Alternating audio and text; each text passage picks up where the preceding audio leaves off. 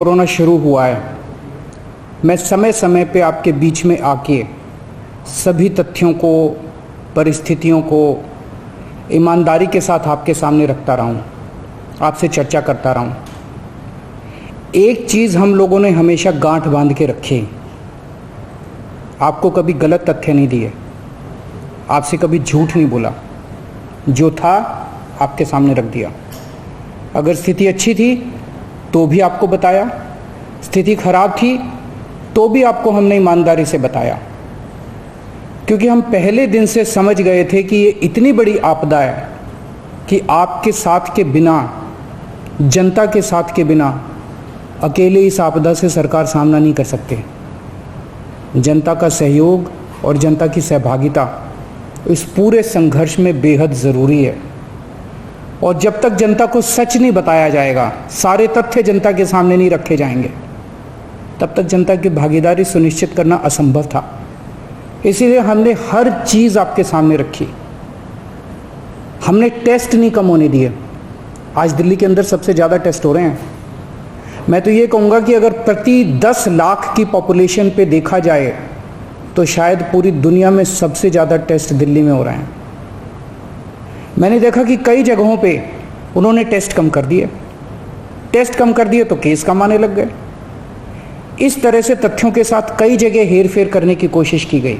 हमने ऐसा नहीं किया, हमने टेस्ट कम नहीं किए, उल्टे कम करने की वजह हमने दिल्ली में टेस्ट कई गुने बढ़ा दिए। आज लगभग 1 लाख टेस्ट दिल्ली में डेली हो रहे हैं। हमने मौत के आंकड़े आपसे नहीं छुपाए, जितनी मौतें होती थी हमने सब आपके सामने रखी, ईमानदारी से रखी। अगर ज़्यादा हो रही थी तो ज़्यादा बताई, कम हो रही थी तो कम बताई। कितने बेड्स हैं, कितने आईसीयू बेड्स हैं, क्या परिस्थितियां हैं, हर चीज़ आपके सामने ईमानदारी के साथ रखी।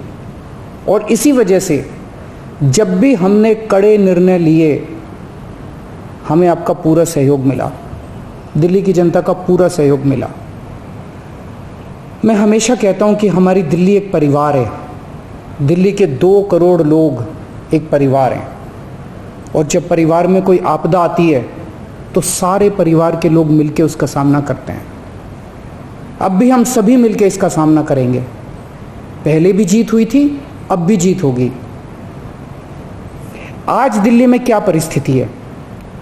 पिछले 24 घंटे में दिल्ली में लगभग 23,500 केस आए हैं।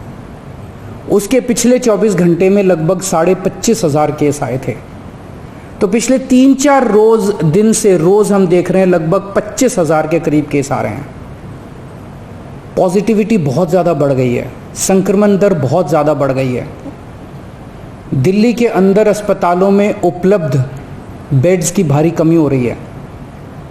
डेली 25-25 हज़ार अगर पेशेंट्स आएंगे तो कोई भी व्यवस्था चरमरा सकती है। दिल्ली के अंदर बेड्स की भारी कमी हो रही है। आईसीयू बेड्स दिल्ली में लगभग ख़त्म हो गए हैं। आज सुबह मैं ऐप पे देख रहा था 100 से भी कम आईसीयू बेड्स दिल्ली में बचे हैं। ऑक्सीजन की भारी कमी हो रही है। कल हमने सेंट्रल गवर्नमेंट को भी लिखा है, उनसे बातचीत चल रही है। परसों रात को एक हादसा होते होते बचा।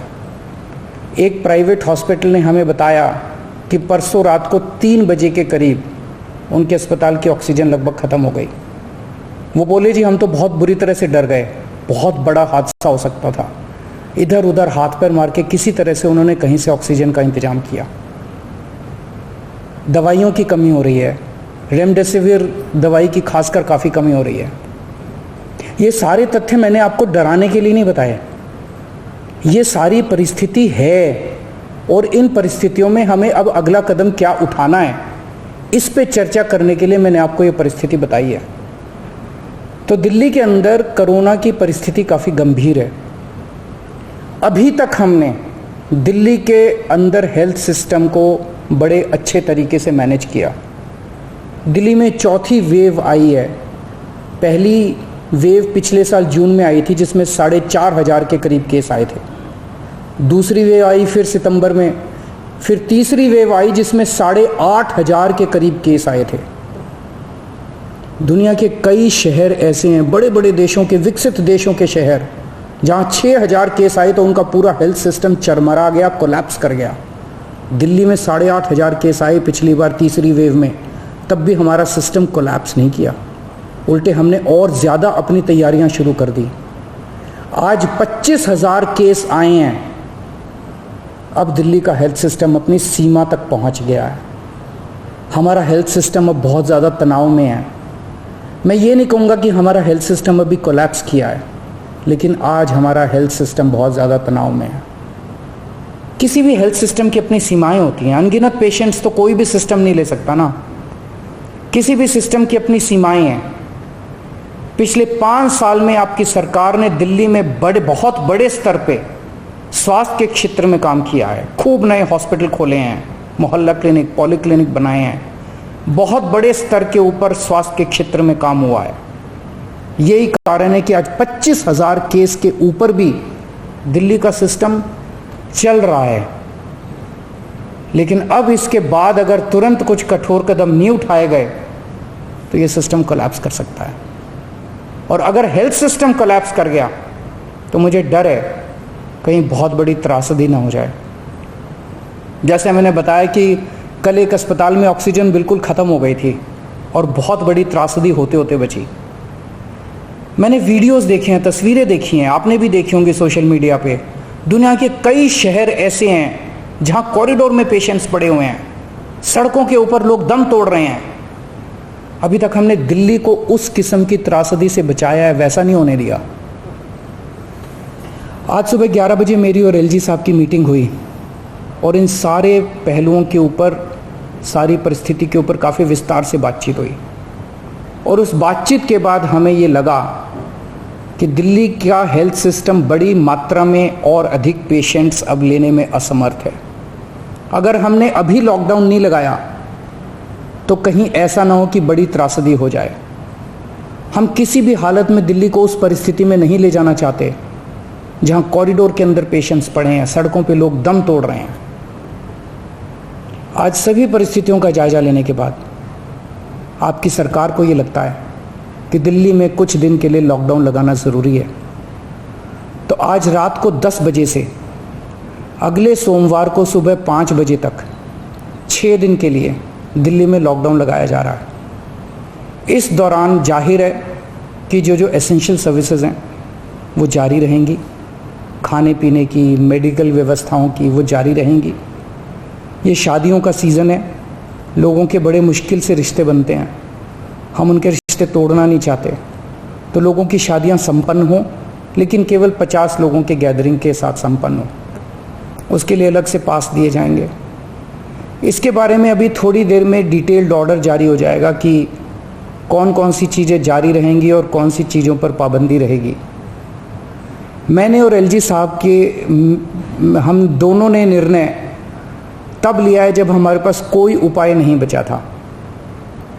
हमारे लिए निर्णय लेना आसान नहीं था, क्योंकि मैं समझ सकता हूं कि लॉकडाउन के दौरान किस तरह से लोगों के रोज़गार ख़त्म हो जाते हैं, लोगों की कमाई ख़त्म हो जाती है, और ख़ासकर सबसे गरीब तबके के लिए तो ये बेहद मुश्किल होता है।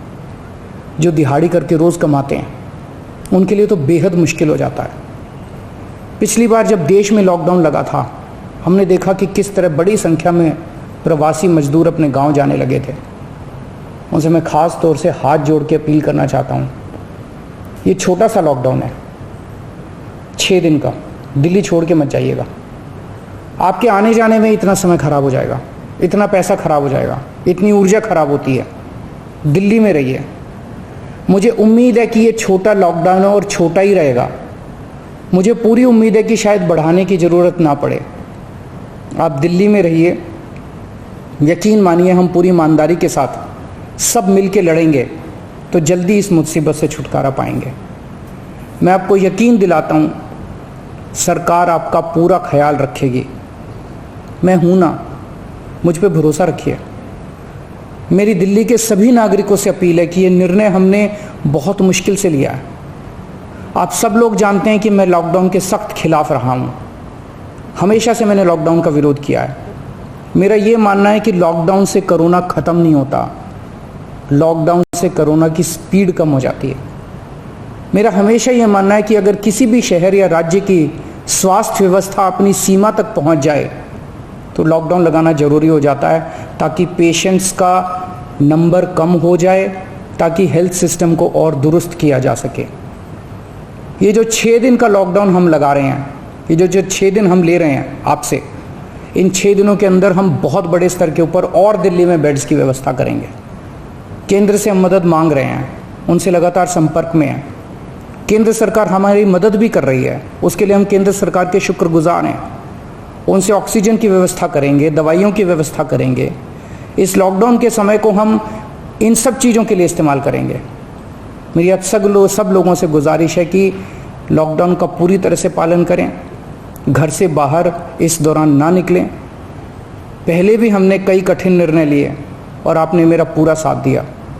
मुझे पूरी उम्मीद है आज भी आप मेरा साथ देंगे। हम मिलके इसका मुकाबला करेंगे और ज़रूर जीतेंगे। नमस्कार।